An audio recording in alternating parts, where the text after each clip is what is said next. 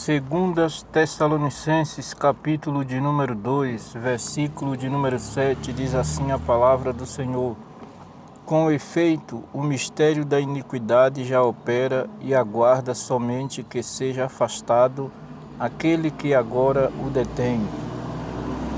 Amados irmãos, afinal, o que detém o anticristo? A questão surge ao lermos 2 Tessalonicenses, capítulo 2, que diz respeito ao que vivemos nos tempos finais, que antecedem a vinda de nosso Senhor e Salvador Jesus Cristo. Durante todos os séculos da era da Igreja, os estudiosos da Bíblia não chegaram a uma resposta definitiva para essa questão. Seria acaso um poder misterioso o que estaria impedindo o surgimento do homem da iniquidade?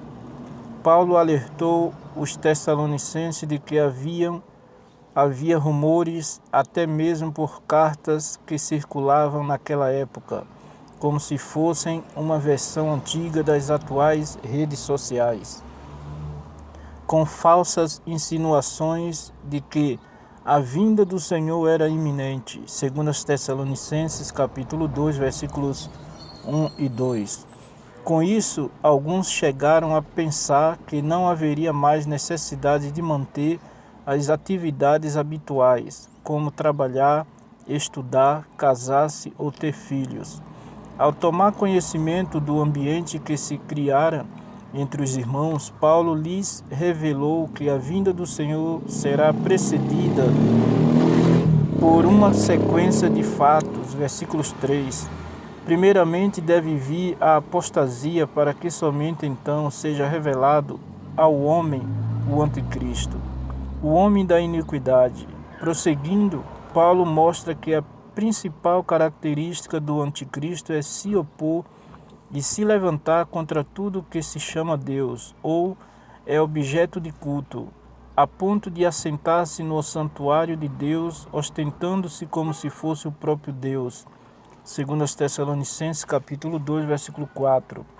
Suas ações seguirão os mesmos princípios de Satanás, que ainda quando querubim da guarda, estabelecido por Deus, desejava galgar mais e mais posições acima dos anjos, até que desejou ser igual a Deus e caiu em pecado e ruína. Ezequiel capítulo 28, versículo 12 e 19. De Isaías capítulo 14, versículos 12 e 19. Enquanto esteve com os Tessalonicenses, Paulo lhes falava costumeiramente acerca da vinda do Senhor Jesus, de modo que, para eles, o que detém o surgimento do anticristo era algo conhecido e bastante óbvio, não havendo necessidade de menção explícita pelo apóstolo em suas cartas, segundo as Tessalonicenses, capítulo 2, versículos 5 e 6. De certa forma, ainda hoje, essa, glórias a Deus, razão está diante de nossos olhos, embora aparentemente misteriosa até o momento. Vejamos o texto: com efeito, o mistério da iniquidade já opera e aguarda somente que seja afastado aquele que agora o detém. Então será de fato revelado o iníquo, a quem o Senhor Jesus matará com o sopro de sua boca e o destruirá pela manifestação de sua vinda.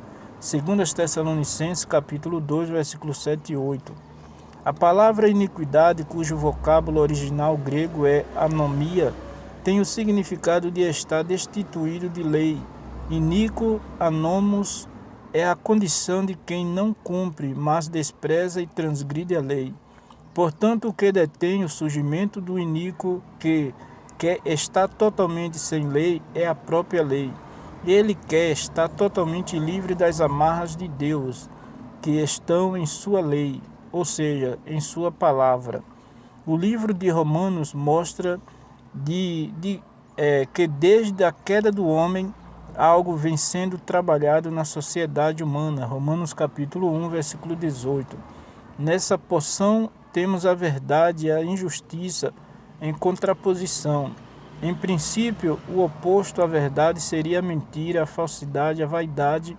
Contudo, o que se contrapõe à verdade na Bíblia é sempre a injustiça. João capítulo 7, versículo 18. E Romanos capítulo 2, versículo 8, 1 Coríntios 13, versículo 6. E isso ocorre porque, embora a verdade seja oposta à mentira, esta tem o objetivo de produzir a injustiça, que é impiedade e perversão. Quando alguém se afasta da verdade, resta-lhe apenas a vaidade, a mentira, que produz injustiça, impiedade e perversão. O homem da iniquidade não terá nenhuma relação com Deus e sua palavra, como sendo a verdade, pois lhe serão restrição. Por isso crescem cada vez mais movimentos na sociedade atual para remover a Bíblia como padrão da verdade em todas as esferas.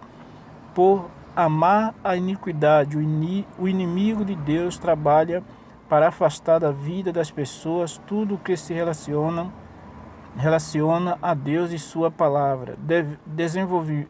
Desenvolveremos mais esse assunto durante a semana.